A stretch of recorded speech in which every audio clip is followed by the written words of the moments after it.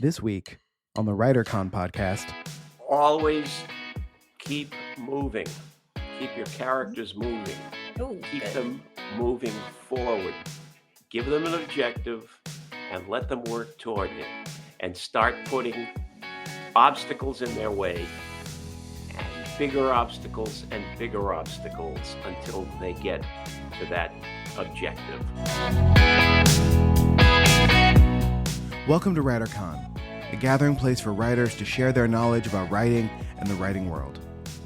Your hosts are William Bernhardt, best-selling novelist and author of the Red Sneaker books on writing, and Laura Bernhardt, award-winning author of the Wantland Files book series. There, writers. This is our first podcast for November 2023, so I have two super special announcements. First, this time around, we're interviewing William Martin, one of the most successful, big shot, big time best-selling authors we've had the pleasure of having on this podcast. Second, the next issue of the all-new WriterCon Magazine is about to be released. Laura, that magazine is kind of you and Katie's project, but a little bit, yeah. What are we gonna WriterCon Magazine? That's so awkward. Can we call it the WriterCon Zine or Ritzine or Wuxza? I'm doing the initials. You're the one who told me that tonight we're watching FNAP, right? That is true. Fair Five point. Nights at Freddy's. Hang on. WriterCon Zine. WriterCon Magazine, though, could be Wookum. What about MagCon? MagCon. Yeah, it's like a magazine about WriterCon, right? You know. Anyway. Okay, we'll work on that. Let's workshop that. Listeners, if you have any ideas, send them in. Yes, absolutely. Send your brilliant ideas to Bill. Yeah. Contests. Tell us what to call this, and we will give you credit in the magazine. Great idea. Now we got a contest going. Nice. This is exciting.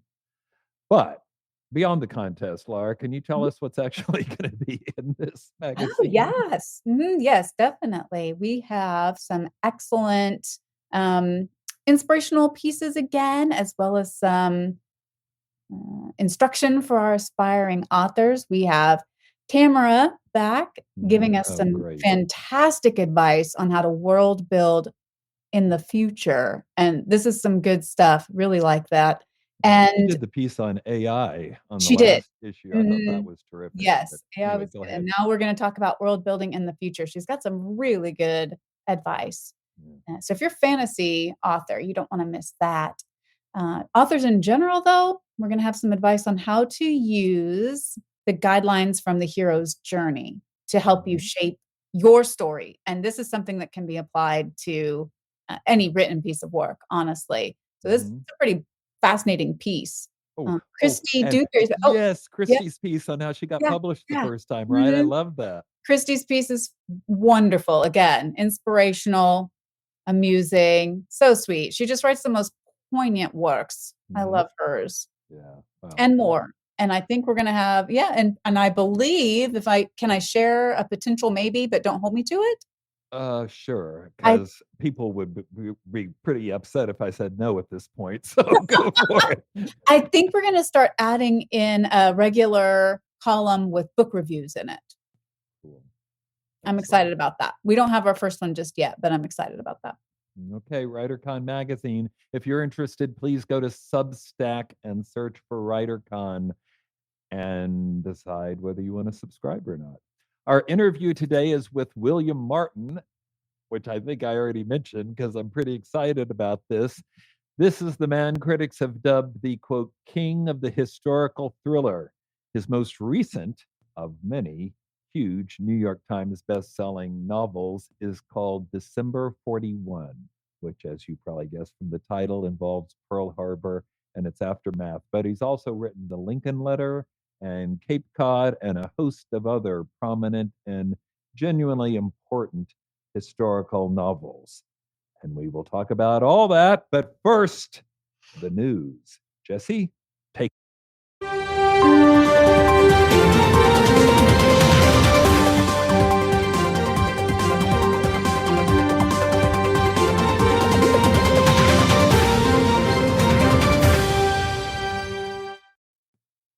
may have already heard about this first story because it has gotten so much press online. I mean, far more than book stories normally get, and especially articles about the decor in bookstores. That's exactly what we've got now because apparently, as first reported by the New York Times, many Barnes& and Noble stores are ditching that kind of green stripe hunter green wall thing, and now they're painting it over with sandy shades of white or pink or whatever that particular bookstore thinks might work in that particular area. In other words, more individualization.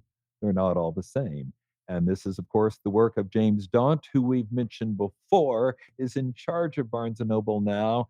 He is British. He first founded Daunt Books, and then he was appointed to Waterstones and basically rescued that large book chain.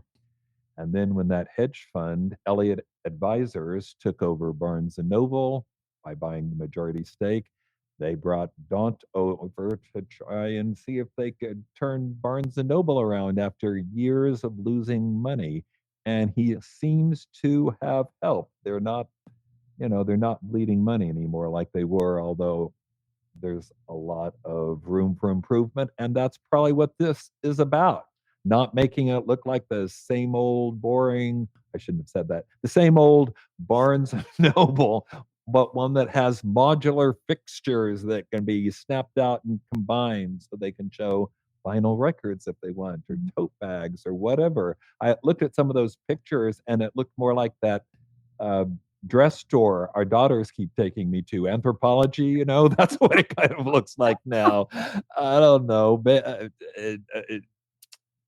Jesse, I'll talk to someone who I know goes to bookstores, even though you're not actually a writer yourself. Do you think that this will be the move that finally makes Barnes and Noble financially secure? Well, I don't know if it's going to make them financially secure, but I do know it is a good, smart business idea because let the bookstores, individualize themselves from whatever market they're in. Like Barnes and Nobles don't need to look the same, right? Let them, they come in all different shapes and sizes. Let them have some fun. Like it'll make it interesting. It'll make you want to stop into a Barnes and Noble you've never gone to before to see what it looks like. That'd be nice. So, I like Hunter Green, but it may be time to change. Yeah, have some fun. Laura, what do you think? Or do you have some other idea they might have for increasing their sales numbers, like carrying more of our books? Or well, obviously, I'm always going to be behind that. But you know me, I will use the same thing until it falls apart. I usually, when I like something, I like it, and that's it. We just determined that the jacket I'm wearing is like 20 years old, and you asked why? Why are you still wearing that? Because I'm not one to change for change's sake. That said, I think this looks gorgeous. And I don't think there's anything wrong with them transitioning, making some changes to change with the times.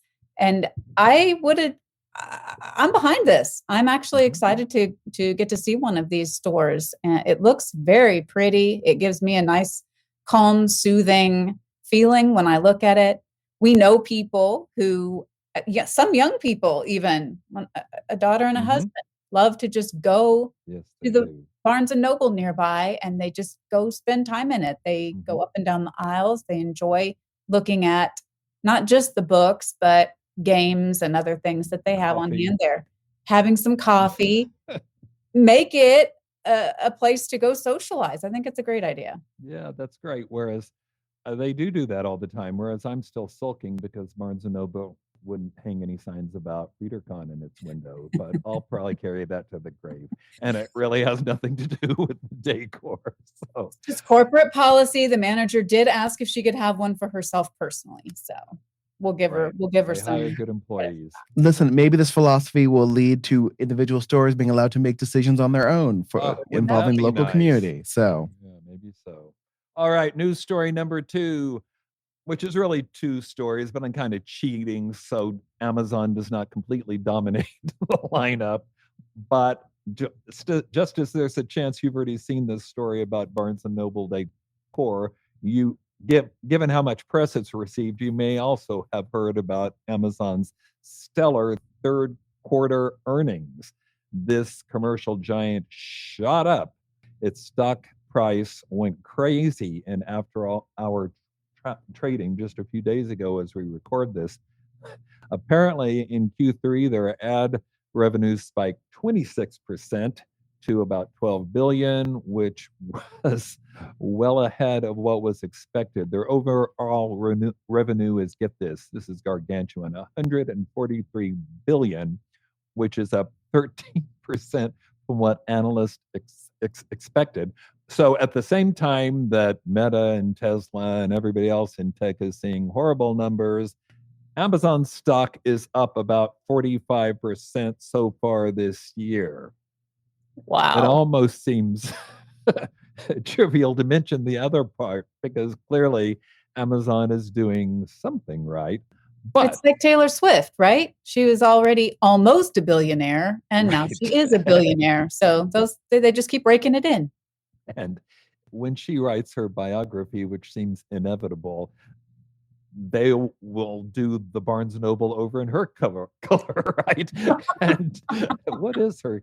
Never mind. And the other Amazon story is that they're now allowing authors in their author central area to recommend books. I mean, just to be clear, you could before, but you didn't get any credit for it. But now they've got it set up with 2 columns. And if you submit 3 book recommendations or more, they will allow you to push those to the people who follow you.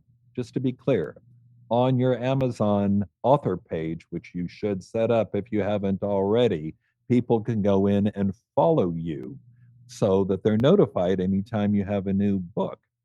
But you don't have access to that list over Amazon. Only Amazon does. So it's not like you can use, wouldn't you like to have that list to promote whatever? But now there's another way to access it. You can get there through book recommendations. And like I said, you can answer questions. You can do recommendations about your own books. You can do recommendations about other people's books. And those at some point will be pushed to your followers. So Laura, you brought this story to my attention. Yeah. Do you think this is going to be a valuable publicity avenue for authors? I'm excited to try it and see. I think anything that could potentially help is worth trying.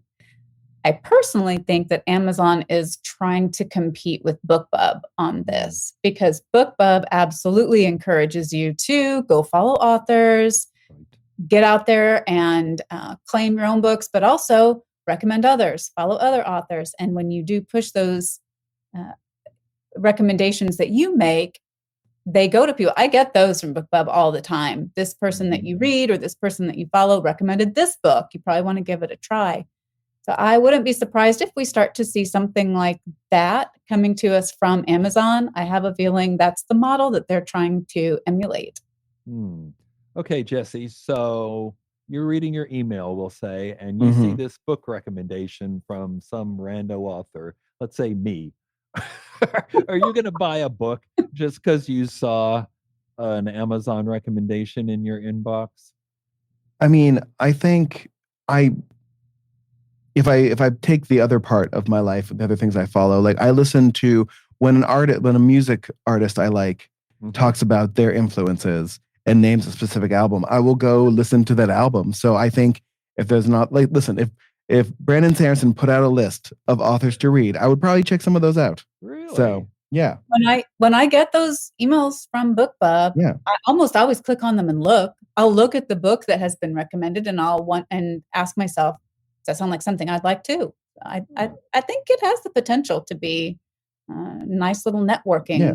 Like if I'm waiting and I'll continue to wait for whenever the next Game of Thrones books come out, if George R. R. Martin recommends a book, I'll read that because I got nothing else to read. So I'll tell you whose recommendations I won't read though. James Patterson, coming for you, buddy. All right, it's been too long. You're going to be reading the AI-generated version of Game of Thrones ending before you read. Listen, that's George R. R. Martin's fault, One and not three. mine. So get clacking. Brought it on himself. Yeah, he brought it on himself. That's true. All right, Jesse, cue up the music. Let's talk to William Martin.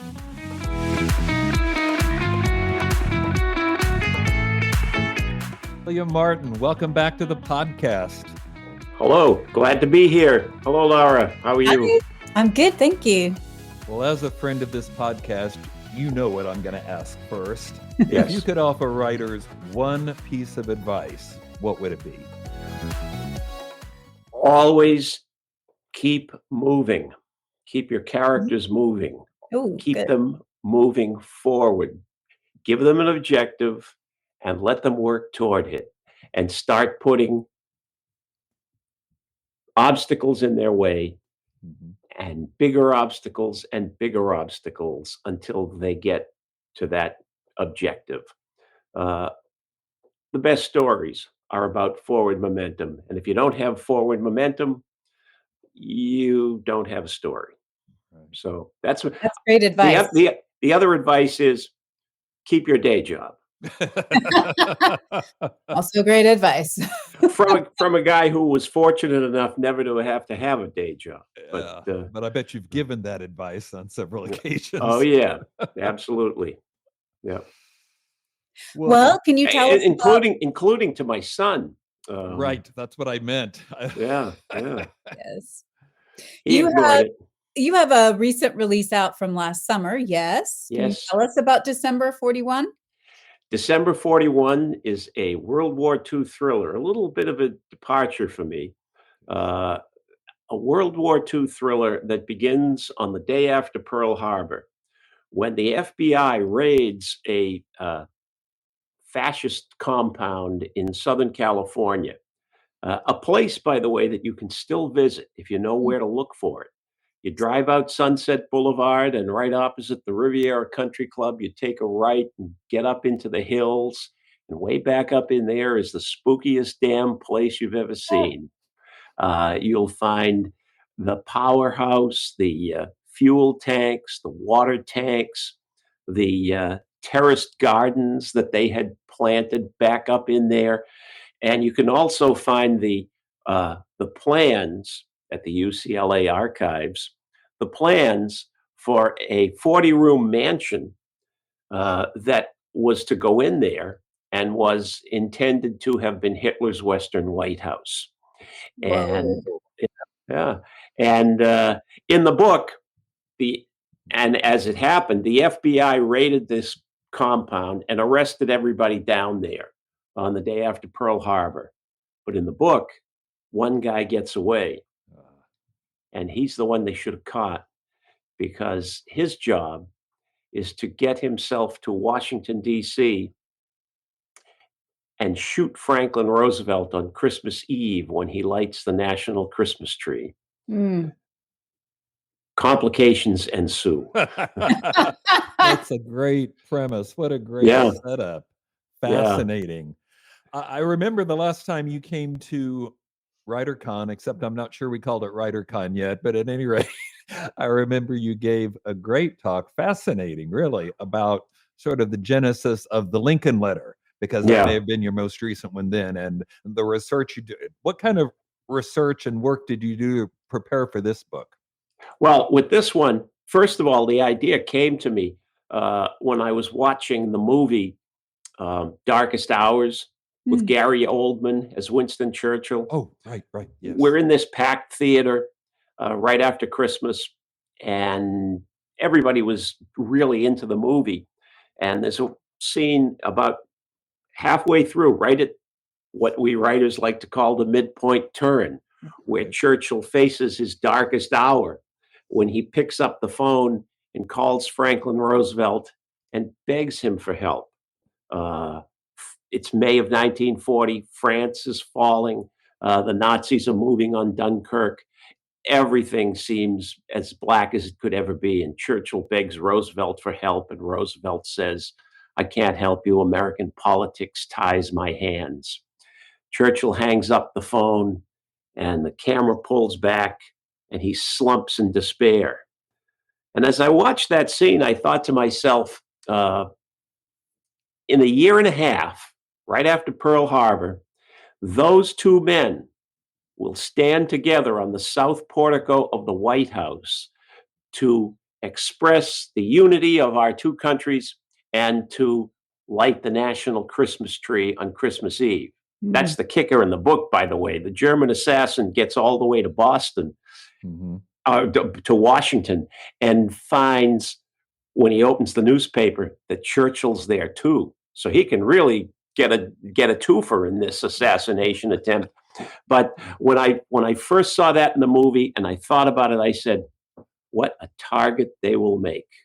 And that's just by the dinner that my wife and I had after dinner, after the movie. By that time, I had it well underway in my head as to what this would be and how it would unfold. Get that.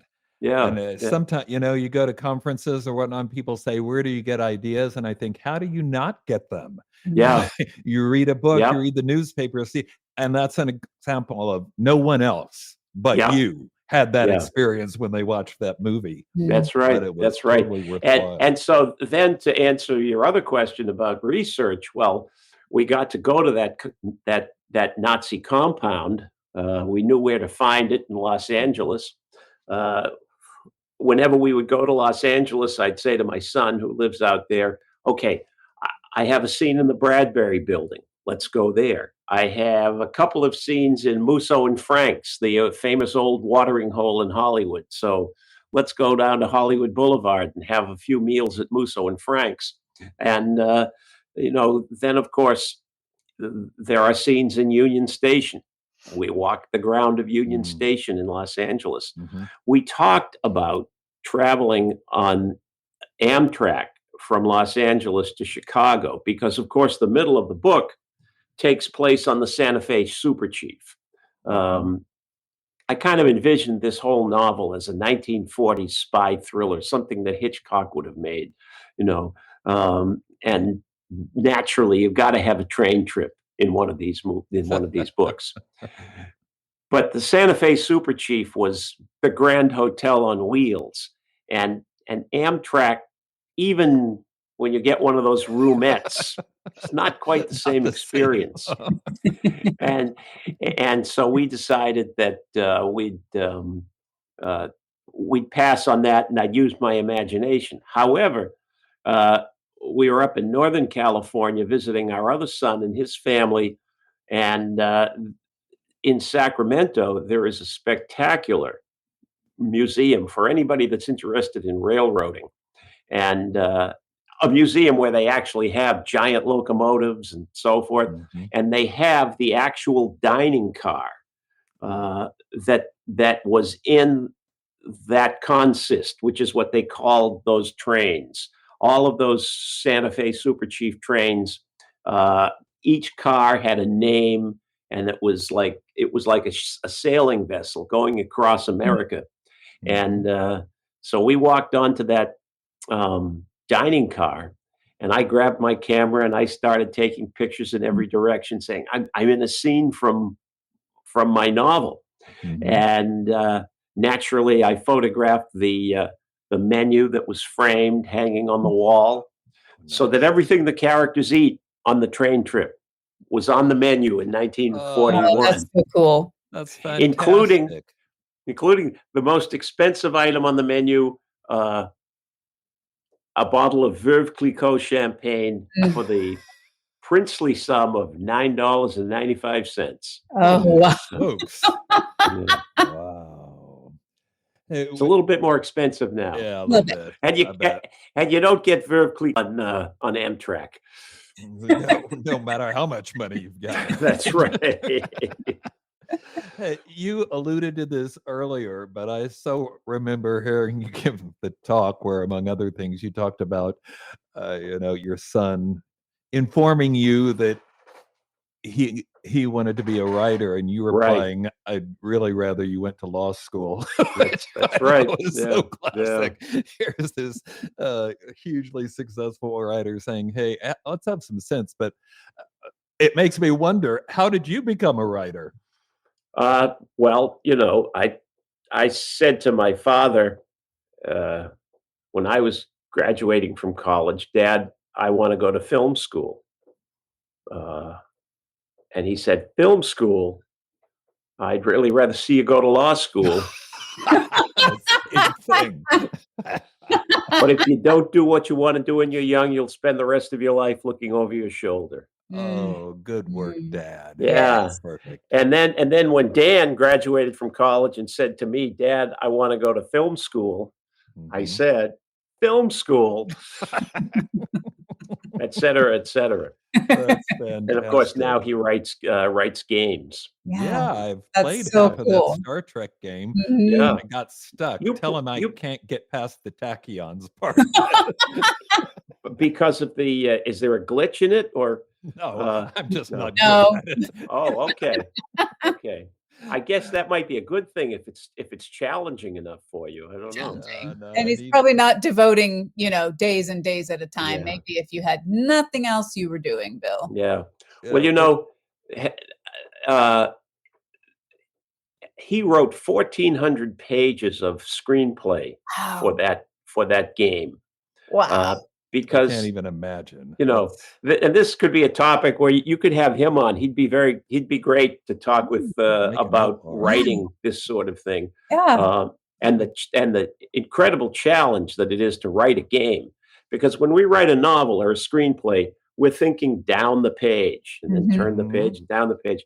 But when they design these games and write these games, it's almost like this row of capillaries going out because every decision that the character makes has to be scripted, and that leads to another series of decisions that will be made in the next scene. I don't know how they do it. It's hard enough to do the straight line material that we do, but Right. yeah. Anticipating all those contingencies that Yeah. kind of spider web out every time somebody makes a choice. I just think, ugh, man. Yeah. Well, you mentioned film work. I know you're kind of a film buff. Yeah. I remember us being at a New York breakfast cafe with your wife arguing about Jaws, I think. But you actually, I remember the breakfast. I didn't remember the argument. There you go. Discussion. I remember breakfast. Yeah. Detailed discussion about the evolution of Jaws. Anyway, you actually wrote the script for what is now a stone cold cult classic. That's Humanoids from the Deep. Humanoids Yeah. from the Deep. Tell us Yes. that story, would you please? Well, after I graduated from film school, one of my professors, who was a longtime script doctor, and he made money writing exploitation and low budget features for Roger Corman, the king of the B pictures. Mhm. Then and actually now, he's still well into his 90s. He's still going.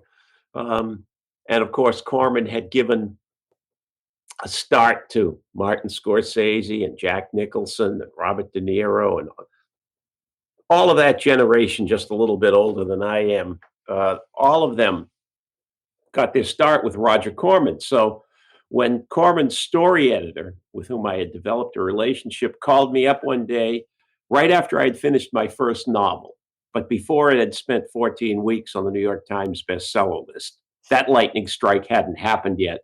She called me up and said, "We have an assignment for you." I said, "Oh, yeah?"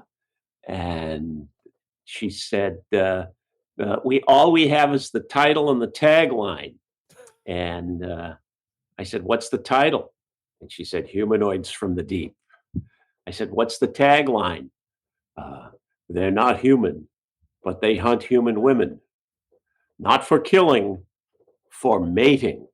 And at that point, I was hooked. How could I turn that down? And that damn movie, according to at least one report that I have read, was the second most financially successful movie of the summer of 1980, surpassed only by The Empire Strikes Back. Wow.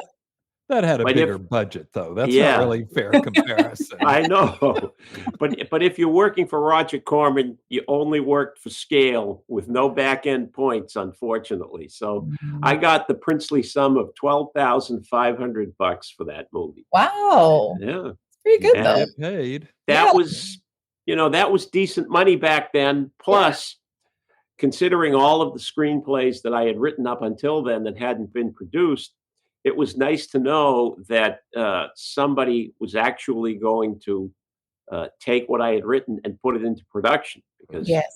that movie was going to happen, and it did happen. And now I use it as a great source of all kinds of anecdotes of the young writer's life. And one of the ones.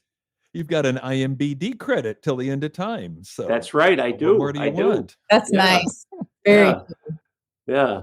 And then and I learned stuff from it that stays with me today. And you could almost reflect back to what I just said at the beginning here, about always moving forward. Corman called me into the office once. This was very late in the process of writing the movie. I had written a couple of drafts here in Boston, and then got on a plane and went back out to Los Angeles to write the last draft. And I'm working down the hall from Corman, and he calls me into the office one day and says, the foreign distributors don't like the ending. You think you could come up with something better? And the young tyro screenwriter that I am, I perch on the edge of the sofa and begin to spin. I say, okay, how about this? How about if the monster attacking the dock at the end of the movie?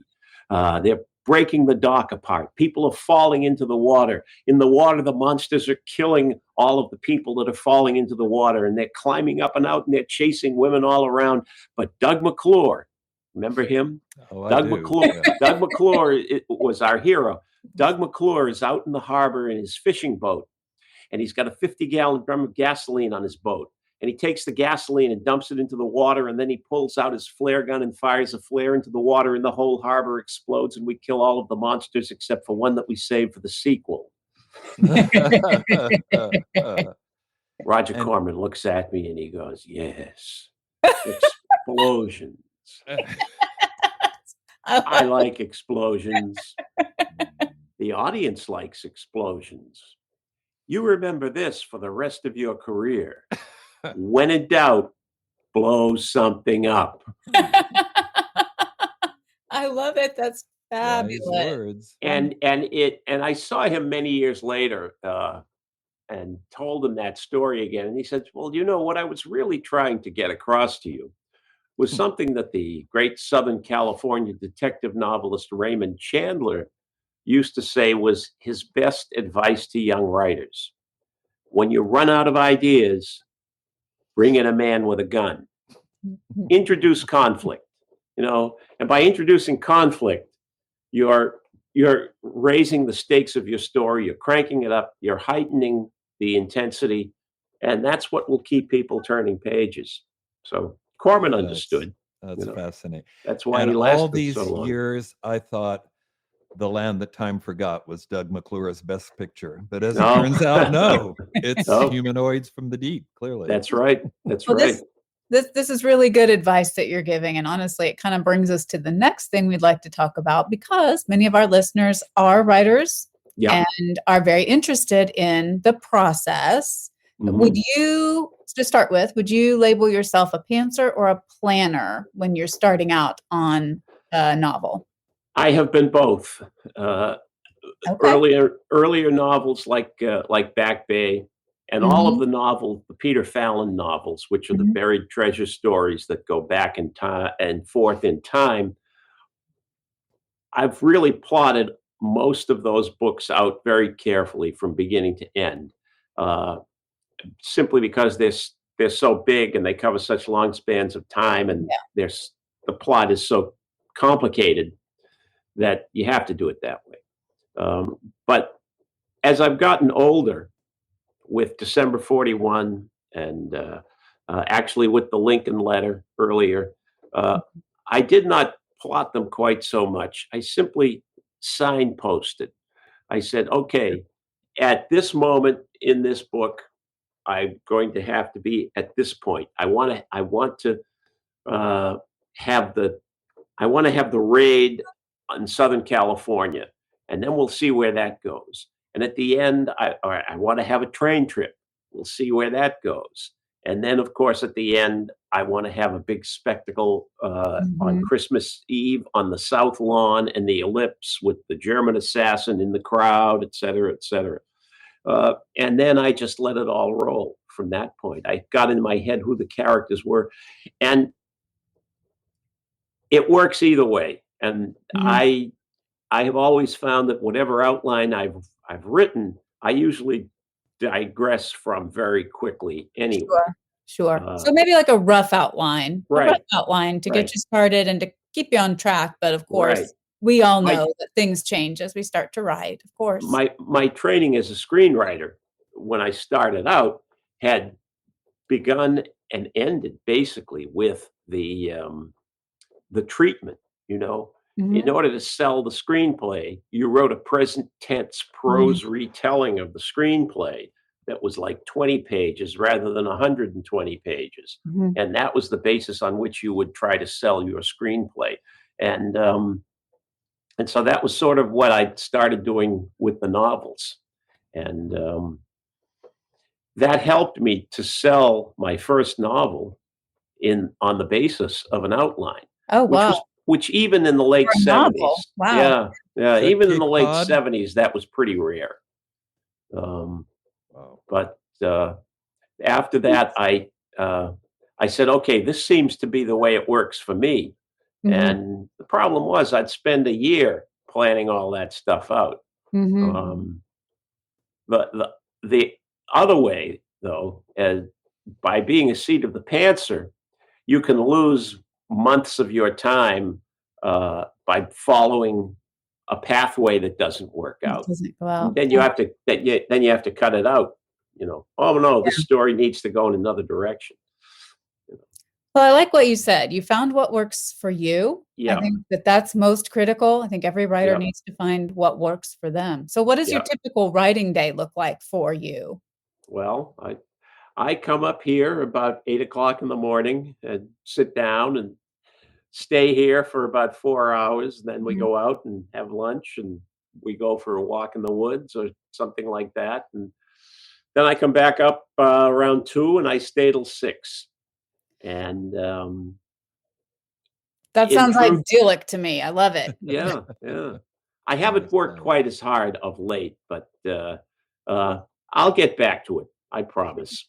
Well, you just had a new one. You had a release last summer. Right. So you got to kind of get the engines chugging again. Yeah. So I'm taking life a little bit easier now, I guess. Nice. Well, but I have another book planned. Yeah. You do? You have planning your next one? That's good. Yeah.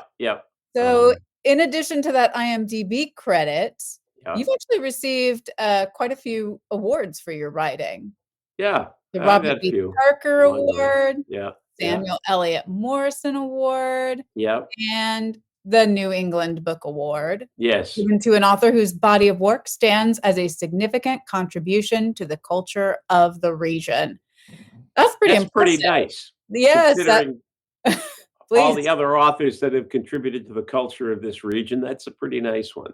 Not bad. Must have felt bad good. At all. Yeah. And one last question then, because you knew when you hinted that you were working on something else now that I was going to ask. What can you tell us about the next project? Well, it's going to bring back the main characters, the ones who are left standing at the end of December 41. Okay. Direct sequel. Nice. Right. Cool. And it's going to revolve around the Russian efforts to get their hands on the nuclear secrets in 1945. And I think it'll be pretty good. I think that's a great, and it's not a story that's been overtold and No, Right. it isn't really. kind of timely. So Despite Oppenheimer, despite the movie, they that's- don't really get Well- into any of that in the movie. yeah. But you Yeah. can kind of maybe link to that interest though. So I've either caught that wave, or I'm miss. I'm ahead of it, or I'm back in the backwash someplace. But I don't care anymore. Once you get a good idea, you want to stay with it. And I have a couple of more Agreed. books planned in my head. We'll see how that turns out. And it's we are all fortunate to be able to do this for a Exactly right. living. And as I say to friends sometimes when they ask me if I've retired, I say, well, no, wait a minute. Most of the people I know who retire will say to me, now I'm going to do what you do. Yeah. Right. And I'll always say, and I'm sure you guys have heard this, I'll always say, good luck. And in my mind, I'll be saying, they're going to find out that this is a job too. Yeah. But yeah. it's also Harder than a very expected. fulfilling one. So, Yes. Yeah, that's fantastic. Hey, Bill, thanks so much And- for being on the podcast. and it's always fun to talk to you guys. Mhm. Come and visit us in Boston. Oh yes, please. Love Yeah. to. Yeah. Remember Absolutely. when this is what a nice guy this guy is. When we were doing that small group retreat and he came down from Boston to sit in on the Yeah. small group. Boy, those people got their money's worth. You are the best. Well, thank you for having me. It's always great. Good to see you guys. Very good Thanks, to Bill. see you. Thank you. Take care. Bye.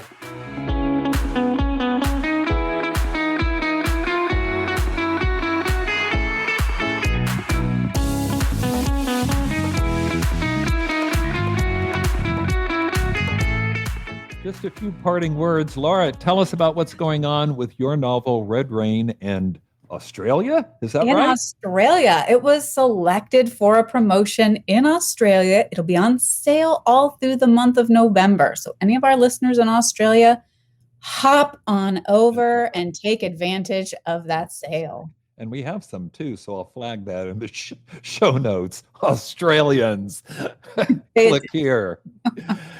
And I'm going to remind you that my new novel, Partners in Crime, has also been released. This is the 7th book in the Daniel Pike series, and technically the 20th, or if you count Final Verdict, the 21st appearance for Ben Kincaid. Dan's back in the courtroom after a hiatus of several years while I wrote other things like The Florentine Poet and other books. I don't know why I did that, because The Florentine Poet is not over my head Very right now. impressive. But it could be. It was, viewers, it was earlier, so just know that. And for that matter, neither is Partners in Crime, which is the book I'm actually talking about. Yeah. right Listen, now. send me a little digital image of it. I'll put it right there. And then Can no you one do will know. that? Fantastic. Great. Well, it's Dan Pike back again with Ben Kincaid and even the Grim Reaper, kind of, sort of. So you want to check that out. All right. Until next time, hey, keep writing. And remember, you cannot fail if you refuse to quit. See you next time.